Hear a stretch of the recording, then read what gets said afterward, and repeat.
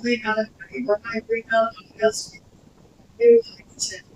ప్రతి ఆయుష్ని ఆయన మహాత్ముడికి మహిమ కలుగుతాయి. నిత్యం దేవుడు నడుస్తున్నాను దేవునికి మహిమ కలిగాక ఒకవేళ ప్రార్థన చేయకపోతే చేస్తున్నారు ఆల్మోస్ట్. ఒకవేళ చేయకపోతే తప్పకుండా నిమిషాలైనా సరే ప్రార్థన చేయటకు ఆసక్తి కలిగి ఉంటారని నేనైతే విశ్వసిస్తున్నాను. దీనికి మహిమ కలుగుగా ప్రతి విషయంలో మనము దేవునికి మహిమ వచ్చే విధంగా ఈ లోకంలో బ్రతుకుతా ముట్టుకు దేవుడు మనల్ని ఈ లోకంలో సృష్టించుతాడు. ఎందుకంటే ఎల్లప్పుడూ ఆయన మహిమను మనము వెతికే వారంగా, ఆయన మహిమను మనము కొనియాడే వారంగా ఈ లోకంలో బ్రతకాలి. కారణం ఏంటంటే సమస్తానికి అధిపతి, మన యొక్క జీవానికి కారణమై ఆయన ఉన్నాడు. కాబట్టి చూడు ఇక్కడ మనం ఈరోజు స్వార్థపరులు లోకంలో ఎలా ఉంటారు? స్వార్థముతో దుష్ట మనసుతో కొంతమంది అమాయకులు మనుషులు ఏం చేస్తారంటే బోతా పుట్టిస్తుంటారు. అయితే అలాంటి వాళ్ళని దేవుడు విడిచిపెడతాడంటే విడిచిపెట్టాడు.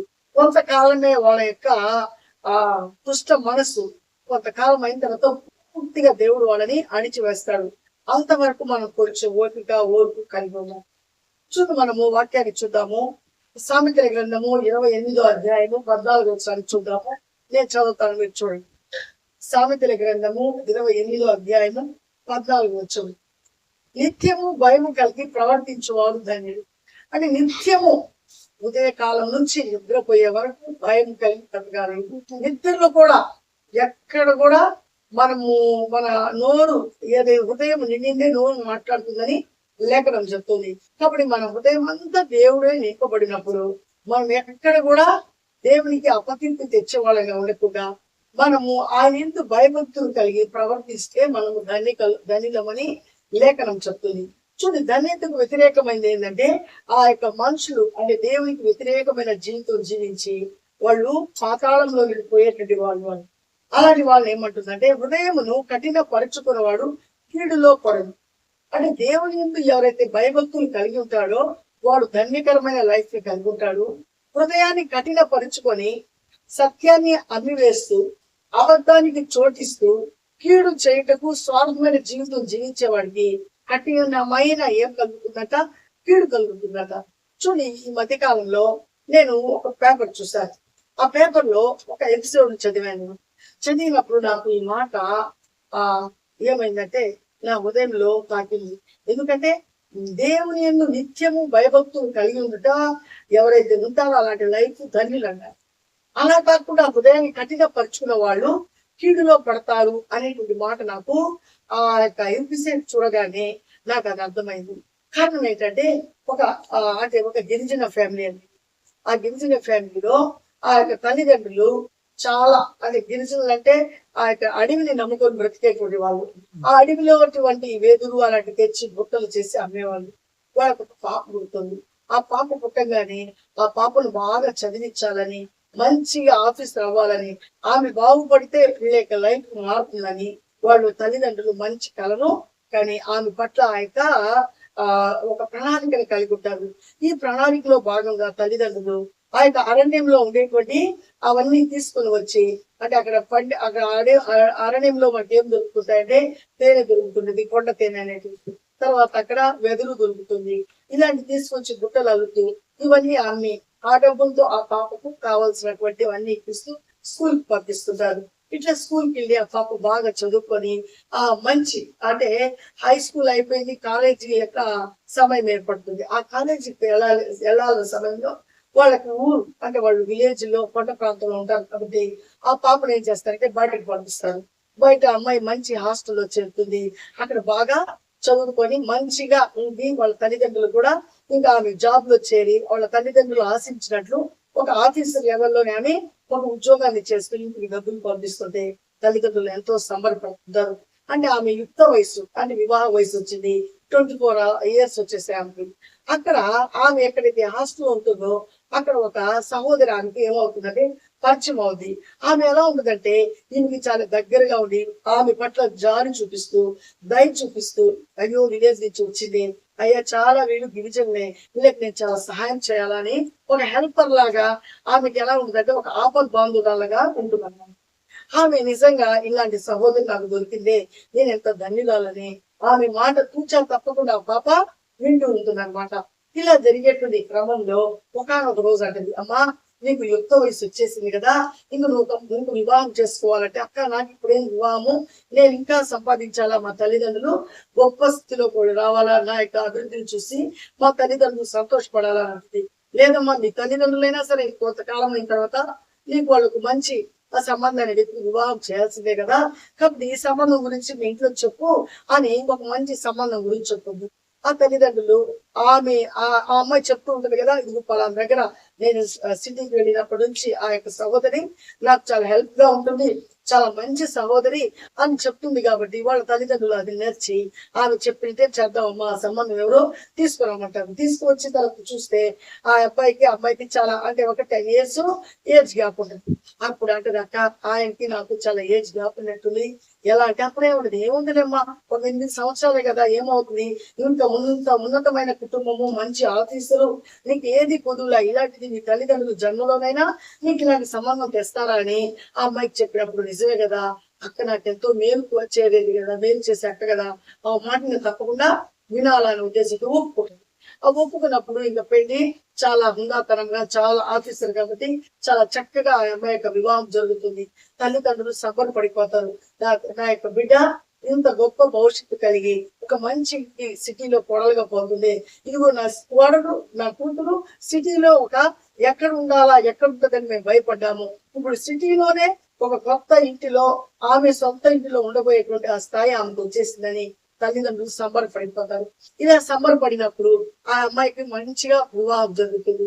ఆ వివాహానికి అక్క రాలేదని చాలా ఫీల్ అయిపోతుంది ఈ అమ్మాయి. తర్వాత ఆ వివాహం అయిపోతుంది.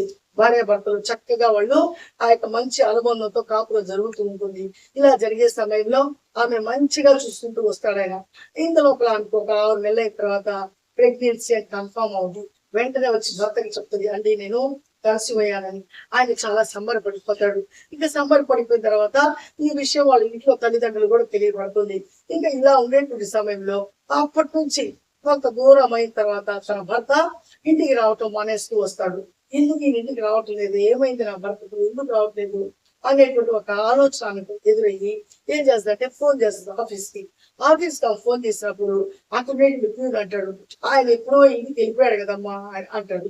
ఇంటిగా ఇంకా రాలేదండి, ఇంకాడుంది ఫలాని వీధిలో ఫలాని దగ్గర ఆయన ఇల్లు, ఆయన గుంపు పిల్లు ఉందని ప్యూను ఎటకారంగా మాట్లాడతాడు. ఆమెది సహించలేదు. ఒక ప్యూన్ ఏంది నా భర్త గురించి ఇంత తక్కువగా చెప్తున్నాడే, కావాలని నువ్వు పోయి చూడు, ఆ వీధిలో ఉంటాడని కూడా గట్టిగా చెప్తున్నాడని చెప్పిన వెంటనే ఆ ఇంటికి వెళ్ళిపోద్ది. అది వెతుకుంటూ ఆ వీధికి వెళ్ళిపోద్ది అమ్మాయి. అక్కడికి వెళ్ళిన తర్వాత ఆ ఇంటి ముందర అక్కడ ఏముంటుందంటే గేట్ మీదే ఆయన పేరు, ఆయన నిలయం అని రాయబడి ఉంది. లోపలికి ఎంటర్ అవుద్ది. లోపలికి ఎంటర్ ఫోటోలు అన్ని చూస్తుంటే ఆ వంట మనిషి లోపల నుంచి బయటకు వస్తుంది. వచ్చి ఎవరమ్మా అనే లోపల ఆ అమ్మాయి ఆ ఫోటోలు అన్ని చూసినప్పుడు అక్కడ హవాక్ అయిపోతుంది. తన భర్త ఉంటాడు, భర్తతో ఇంకొక ఆమె ఉండటం చూసింది. ఆమె ఎవరంటే ఈమెకి పరిచయం అయినటువంటి సహోదరి. అప్పుడు ఆమె గుండె బద్దలైపోతుంది. ఈ సహోదరి నా భర్తతో ఉండేది, ఎందుకు ఇలా జరిగింది అని ఇంకా చాలా మదన పడిపోతుంది. ఇంటికి వచ్చేసి తాళం లాక్ చేసి సొంత ఇంటికి వాళ్ళ తల్లిదండ్రుల దగ్గరికి వెళ్ళిపోతుంది. ఈమె ప్రెగ్నెంట్ తో వస్తుందని తల్లిదండ్రులు ఎంతో సంబరపడి, ఓహో మా అల్లుడు గారికి చాలా బిజీ అయి ఆమెని అక్కడ ఆమెతో రాలేక ఆమెను పంపించాడు, ఇంకా అలా మేము ఆ బిడ్డను మేము బాగా చూసుకుంటామని అల్లుడిని మెచ్చుకుంటూ ఆ బిడ్డను వాళ్ళు ఆహ్వానిస్తారు. అయితే జరిగిన విషయం ఏది తల్లిదండ్రులకు చెప్పదు. ఎందుకంటే ఆ యొక్క అల్లుడి మీద వాళ్ళకి చాలా అభిమానం ఉంది. కాబట్టి వాళ్ళు ఎక్కడ బద్దలేకపోతారు అనే ఉద్దేశంతో ఈ బిడ్డ చెప్పకుండా 4 రాత్రులు 4 పగళ్ళు ఉదయంలోనే ఏమైపోతుందంటే కుమిలిపోతూ ఉంటుంది.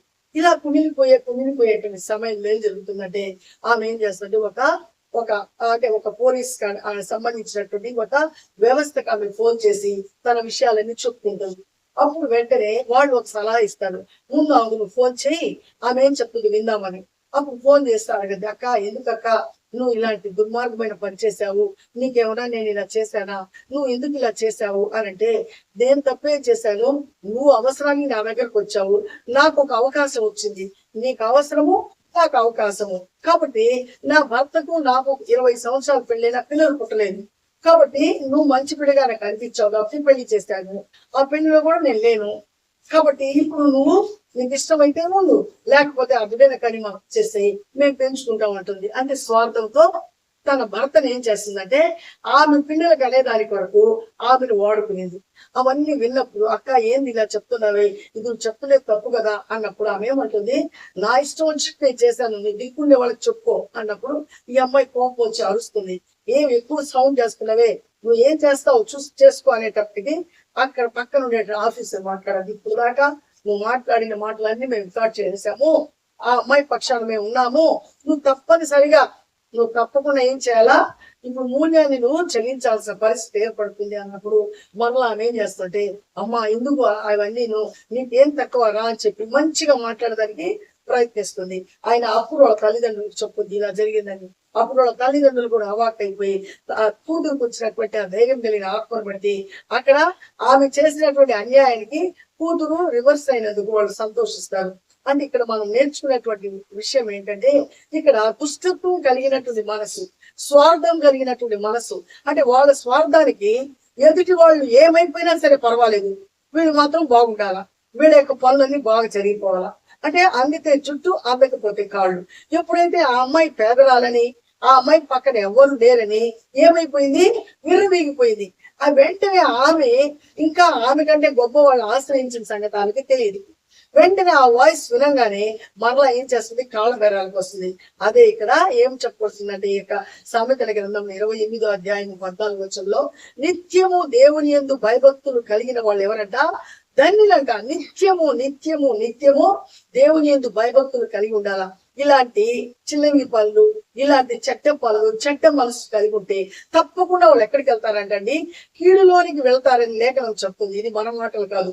అంటే తన యొక్క స్వబుద్ధిని ఆధారం చేసుకుని తన భర్తకు సరే అంటే తన జీవితానికి ఎక్కడ కూడా ఈ అమ్మాయి ఇబ్బందికరంగా ఉండకూడదని, ఆమె ఒకవేళ రివర్స్ అయితే కూడా ఆమెకి ఏదో తొడమోపడం ఇచ్చేసి ఆ బిడ్డలను తీసుకొని ఈమె హ్యాపీగా ఉండాలనే కూడా ఉద్దేశంతో, అంటే నేను ఇంతకాలం నీకు మేలు చేశాను కదా, నువ్వు నాకు కీడు చేస్తావని రివర్స్ అవుదామని ఇలాంటి ఆలోచనలతో ఆ బిడ్డను ఏం చేసిందంటే తన భర్తకు భారీగా ఇచ్చింది. ఇప్పుడు పుట్టబోయే బిడ్డకు ఆమె తల్లేవాలనేటువంటి ఆ యొక్క దురుద్దేశాన్ని కలిగి ఉంది. కాబట్టి ఆ దురుద్దేశాలు కలిగిన వాళ్ళ అంటే ఆమె పక్షాన ఎవరు లేకపోయినా దేవుడే ఓ పక్షాన నిలబడ్డాడు. కాబట్టి ఆమె ఏం చేస్తుందంటే ధైర్యంగా ఆమె ఎదుర్కొనేది, ఆమె తల దించుకునే శత్రువు తల దించుకునే విధంగా దేవుడు ఆ పక్షాన కార్యం జరిగించాడు. కాబట్టి నీతిమంతులు ఎల్లప్పుడూ సింహంలో ఉంటారు. అబద్ధీకులు వాళ్ళు ఎంత సంపాదించినా, ఏ విధమైనటువంటి ఆ గొప్ప ఆ ఎదుటి మనిషి మీద దర్పం చూపించిన గర్వంతో వాడు ఊగిపోయినా కూడా దేవుడు తప్పకుండా వాళ్ళు ఏం చేస్తాడంటే పతనం చేస్తాడు. కాబట్టి దేవుని భయం లేకుండా ఎవరైతే ఇలా జీవిస్తారో, ఎవరైతే కపటముతో ఒక మనిషిని ఉపయోగించుకోవాలనుకుంటారో, ఎవరైతే స్వార్థంతో వేరే వాళ్ళ అమాయకుల జీవితాన్ని ఆడుకుంటారో వాళ్ళకి తగిన శాస్తి తప్పకుండా దేవుడు చేస్తాడు. కాబట్టి ఈ రోజు వాక్యం వింటున్నటువంటి మనమందరము మంచి మనస్సు కలిగి, సామెతల గ్రంథము 28వ అధ్యాయము 14వ వచనంలో చెప్పబడిన మొట్టమొదటి మాట, ఎల్లప్పుడూ దేవుని యందు నిత్యము భయభక్తులు కలిగి ఉంటే మనం ధన్యులుగా ఉంటామట. దానికి వ్యతిరేకంగా మనం జీవిస్తే కీడులోనికి ప్రవేశిస్తామట. కాబట్టి ఆ కీడులోనికి మనం ప్రవేశించకుండా యథార్థమైన జీవితం కలిగి దేవునికి నిత్యము భయపడి లోబడి జీవిద్దాము. అప్పుడు ధన్యకరమైన స్థితి దేవుడు మనందరికీ అనుగ్రహించుగాక. ఇట్టి కృపతో మనం నిత్యము జీవించకుగాక. ప్రార్థిద్దాం. మహాగణుడా, జీవం కలిగిన దేవ, జీవాధిపతిని స్తోత్రం నాయన. నీ మహాకృపలో, అద్భుతమైన ప్రేమలో ఈ దినం నాయన ఇదిగోనైనా ఒక సహోదరి గాథను విన్నామయ్యా. ఆమెతే నాయన అమాయకురాలుగా భయభక్తులతో నా తండ్రి ఆ సహోదరిని నమ్మింది ప్రభా. నమ్మినందుకు ప్రభా తను ఏం చేస్తుందంటే సొమ్ము చేసుకోవాలని, తను స్వార్థంగా వాడుకోవాలని ప్రయత్నించింది ప్రభా. కానీ ప్రభా మీరైతే నేను చూస్తుండే వాళ్ళు కాదు ప్రభా. ఏదో ఒక రకంగా నాయన అమాయకుల పక్షాన, ఇదిగోనైనా దీనుల పక్షాన కటాక్షం చూపించే దేవుడు అని ఆ బిడ్డ పక్షాన మీరు కటాక్షం చూపించారయా. ఇదిగో నా తండ్రి ప్రభా, నిత్యము ఎందు ఎవరైతే భయభక్తులు కలిగి ఉంటారో వాళ్ళు ధన్యులు ప్రభా.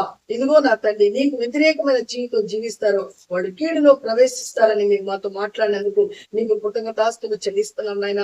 ఎల్లప్పుడూ నీ ఎందు భయభక్తులు కలిగి మేము మేలుకరమైన జీవితం జీవించుటకు, ధన్యకరమైన జీవితం జీవించుటకు మా అందరికీ కృపను అనుగ్రహించమని, ఎవరైతే వీడియో చూస్తున్నారో, ఎవరైతే మోసపోయారో, ఎవరైతే మోసం చేసేదానికి నాయన ఆలోచనలు ఉంటున్నారో వాళ్ళందరి ఆలోచనలు మీరు తిరిగి కొట్టి మంచి ఆలోచనలతో స్థిరపరచమని, ఎవరైతే మోసపోయారో వాళ్ళందరూ నేను ఆశ్రయించి మరలా మేలు పొందుకున్నట్టు కృపను అనుగ్రహించి ఆశీర్వదించమని ప్రతి బిడ్డనునైనా సంధించి ప్రతి ఒక్కరి మనస్సును మీరు జ్ఞాపకం చేసుకుని ఎవరి మనస్సు మీ మీద ఆనుకున్నో వారి పూర్ణ శాంతి గల వారిగా చేస్తానని మీరు మాట్లాడారా. మీ మీదనైనా వాళ్ళ మనసు ఆనుకున్నట్లు కృపను అనుగ్రహించమని, మరలా మీ చిత్తమైతే మేమందరము కలుసుకొని నీ నామాన్ని మహిమపరచుటకు మాకు కృపను అనుగ్రహించమని యేసయ్య పరిశుద్ధ నామములో అడిగి ప్రతి మారు వేడుకుంటున్నాం. అందరికి ప్రైజ్ రాండి. దేవుడు మనకు తోడుగా ఉండును గాక. మీరందరూ తప్పకుండా షేర్ చేయండి, లైక్ చేయండి, సబ్స్క్రైబ్ చేయండి. దేవుని రాజ్యాన్ని కట్టుటకు మనం అందరం పుట్టుపడదాము, ప్రోత్సహించబడదాము. మరలా దేవుని చిత్తమైతే మనం కాసుకునే పరిశ్రమ ఆయన కృపాక్షేమములు మనకు తోడుగా ఉండును గాక. ఆమేన్. షలోమ్.